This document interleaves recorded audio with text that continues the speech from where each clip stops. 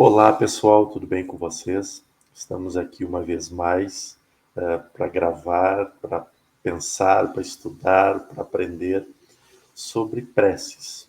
Como nós estamos estudando o capítulo 27, item por item, e para que a gente entenda melhor a prece, para que a gente possa, aos poucos, ir se familiarizando melhor com o conteúdo, nada melhor que um domingo, né? Então nós já começamos desejando um domingo muito especial para todo mundo, que a semana seja ainda mais rica, mais esperançosa para todos.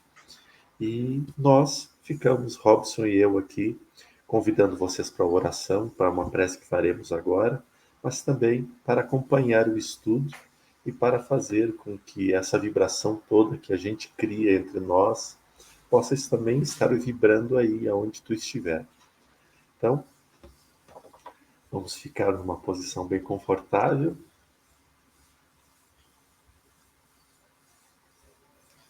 Obrigado, Senhor, pela oportunidade que nos dá de estarmos de corações abertos, dispostos a servir a causa nobre do bem e do amor. Obrigado, Senhor, por mais um dia de trabalho, de aprendizado e de crescimento. Obrigado, Senhor, pelos amigos e pelas inúmeras emanações de vibração que recebemos e que emanamos. Permita que neste momento as nossas dores, os nossos pensamentos, os nossos sentimentos, envolvidos pela tua presença libertadora, nos ampare, nos cure e nos alegre. Desta forma, para começarmos esse pequeno momento de aprendizado, pedimos a tua presença e ao dos bons espíritos para nos guiar e para nos assistir. Que assim seja. Assim seja.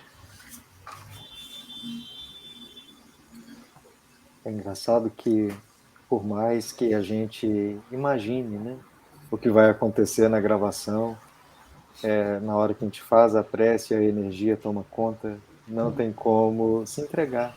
É aquela coisa do tipo assim, a gente planejou um monte de coisas, falar um monte de coisas, e o estudo a gente já sabe o que vai ser, porque a gente já leu antes.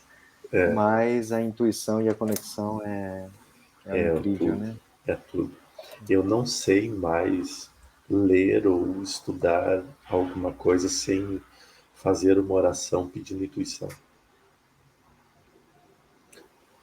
É uma ferramenta que a gente tem e gratuita, a melhor ferramenta que a gente tem e gratuita, e a gente pouco usa.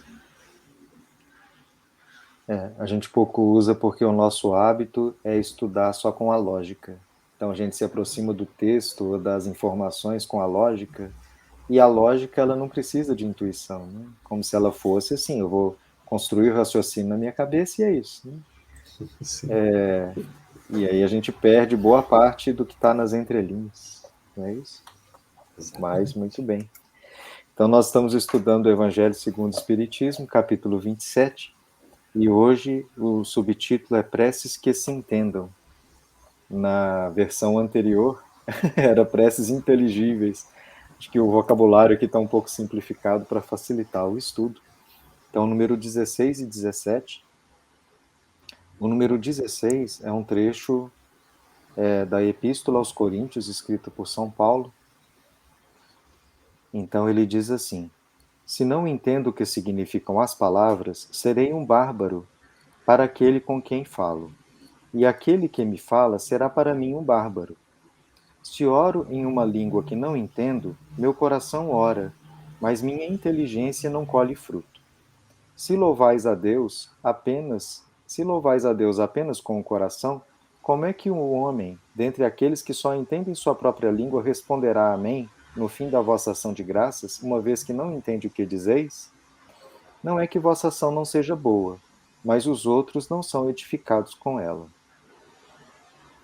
O comentário de Kardec diz o seguinte: o valor da prece falada está ligado à compreensão que as palavras tenham para quem as ouve, porque é impossível ligar um pensamento àquilo que não se compreende e não se pode sentir com o coração.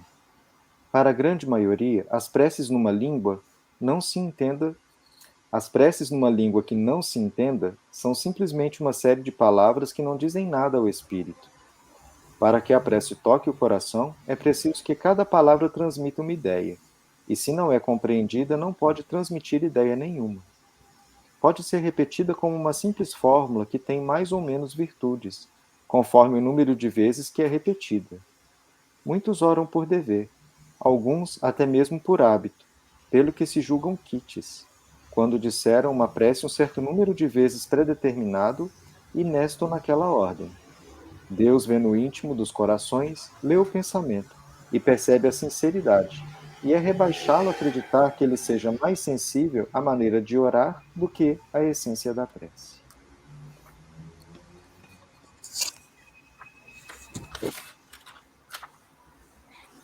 Muito bem. Coisas, né? Porque esse trecho foi justamente o que a Carla sorteou para eu comentar, né? Quando a gente fez o estudo juntos lá no Consolador Prometido. E então eu pesquisei um pouco sobre esse trecho da Carta de São Paulo, né? E uma pesquisa histórica mostra assim, Paulo, que era o Paulo de Tarso, né? Antes era Saulo de Tarso, depois Paulo de Tarso.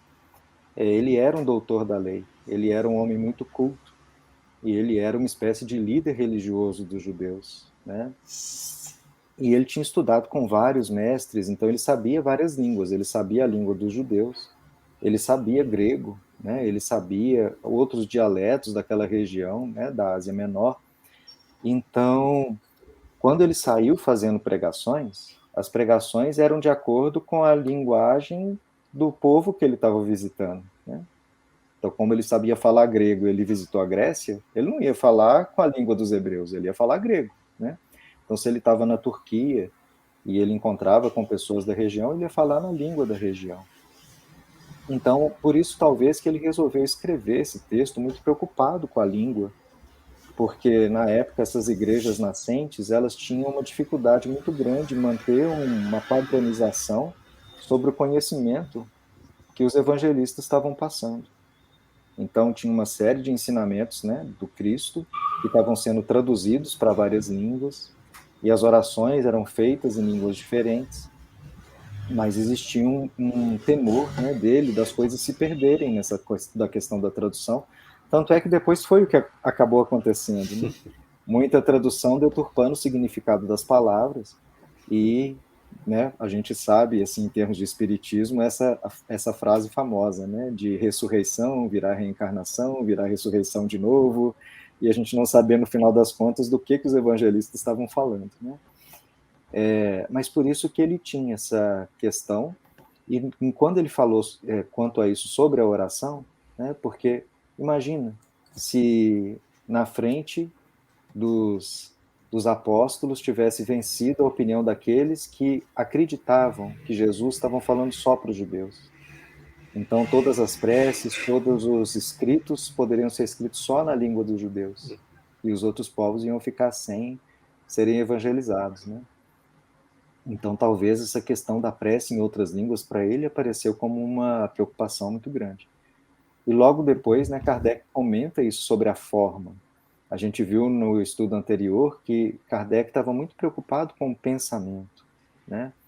Mas a gente vê que tem hora que ele fala pensamento como um conjunto de coisas que hoje a gente entende que tem pensamento, sentimento e vontade, tudo sob um nome só de pensamento. Porque na época do Kardec, era essa época do iluminismo, era a época da lógica, né, tentando restabelecer a ciência sobre a Idade Média.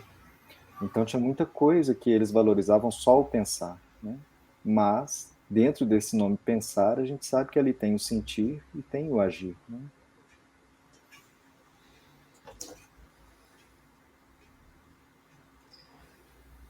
Eu fico pensando no quanto foi preciso.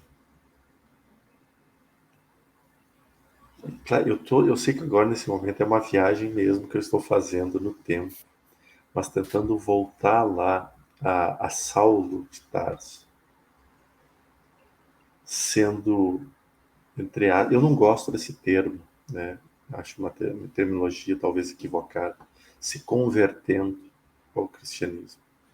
Tem que existir uma outra palavra que seja mais branda do que se converter, dizer que algo estava errado e agora eu passo a ser outro. Tem que existir alguma coisa mais branda que isso. E Talvez transmutando, ou uma coisa assim. é, mas parece um negócio tão brusco assim para algo tão belo que é, porque não se converte, se abre os pensamentos. Ou seja, tu não troca de camiseta, né? Tu não troca de roupa. Tu simplesmente se dá conta que a luz é maior, né? que, que Jesus, que tudo é maior. Então, o momento em que aquele ser, cobrador de impostos, que era odiado, porque os cobradores de impostos eram odiados, né? E se vê compelido com as verdades que o Cristo trazia, que Jesus ou Cristo trazia. Verdades que tocaram ao ponto de mexê-lo nas suas entranhas, nas suas intimidades, seus sentimentos mais íntimos. E ele, naquele momento, de Saulo passa a Paulo, né? E de Paulo começa a ser um dos evangelistas, levando a palavra.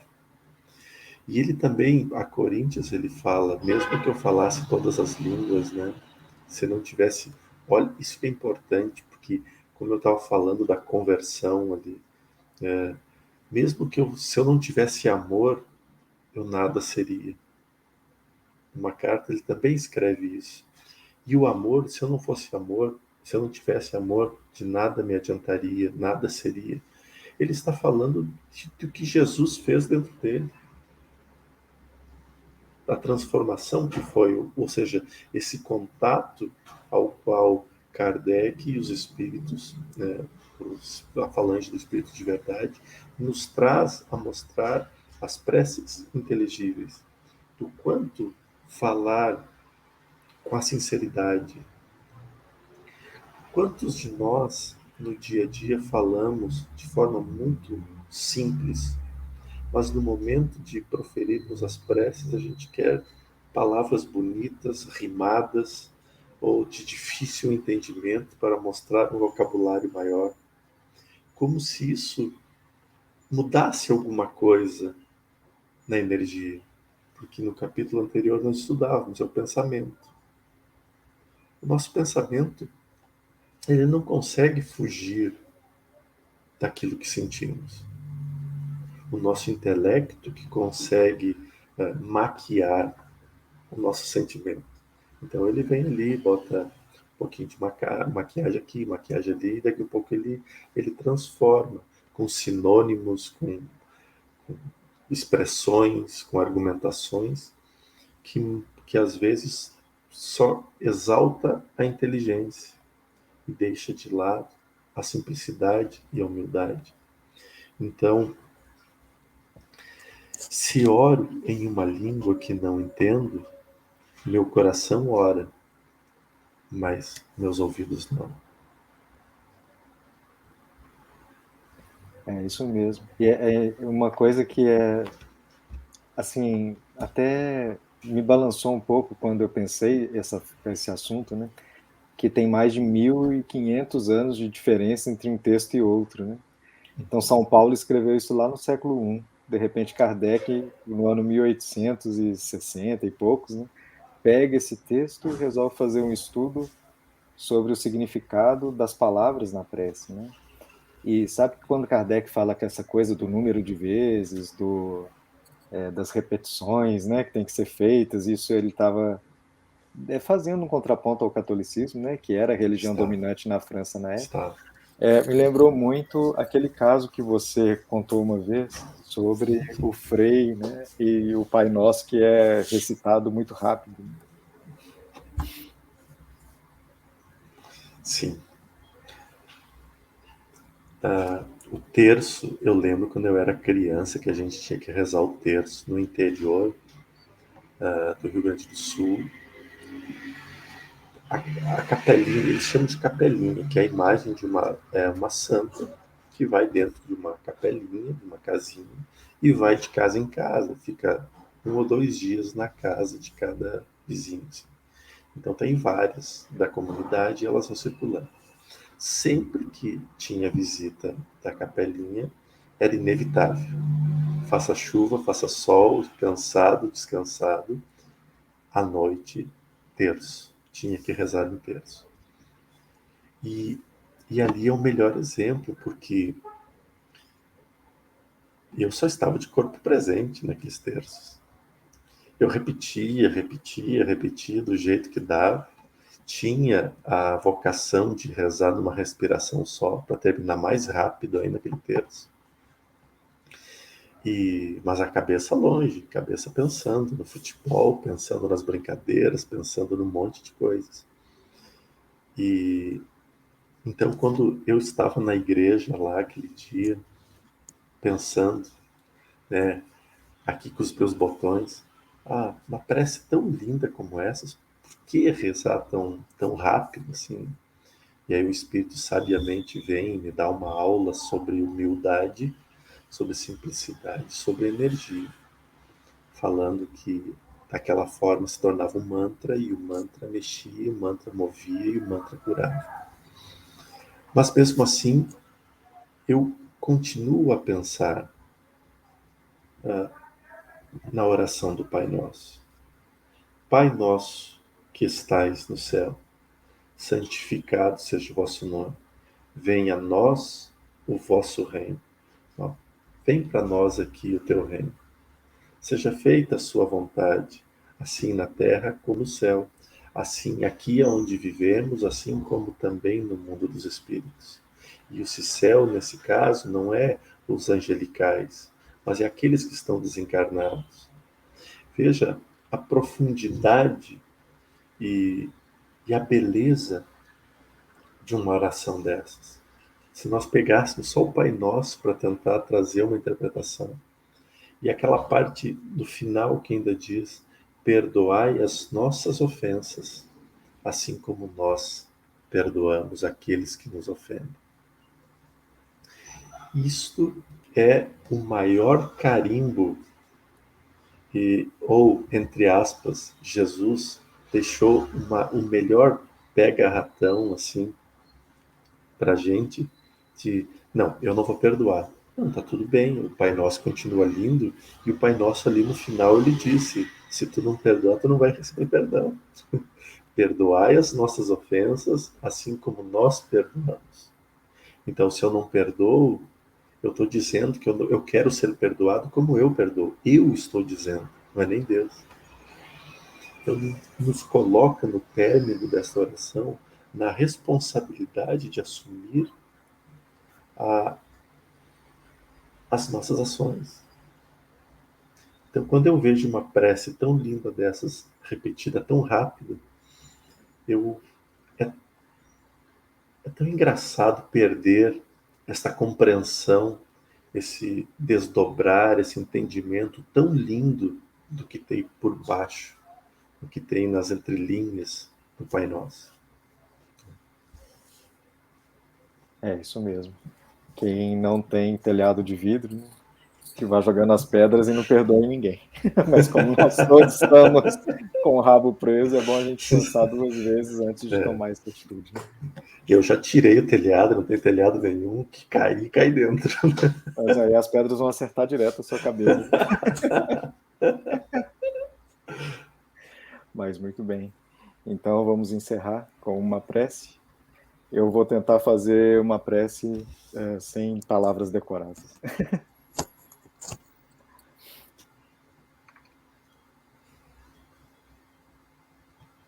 Senhor Jesus, queridos amigos espirituais que nos auxiliam nessa tarefa de estudo, de expansão da consciência, de melhoramento de nós mesmos. Estamos muito agradecidos por essa oportunidade de mais uma vez bebermos na fonte do Evangelho, para que ela nos mostre a direção segura da nossa própria transformação. Que nós saibamos invocar o Teu nome, estudar as Tuas palavras, perdoar aqueles que nos ofenderam, de maneira a nos libertarmos da nossa própria incompreensão, do nosso próprio atraso, do nosso próprio egoísmo.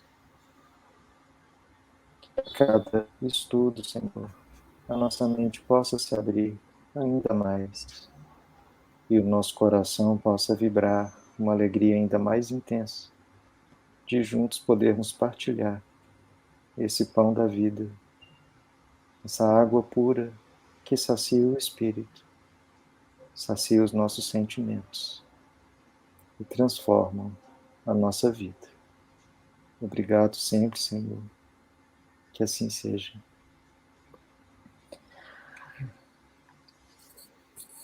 Amém. Bom, então bom domingo. Bom domingo. E boa semana para vocês. Abraço a todos.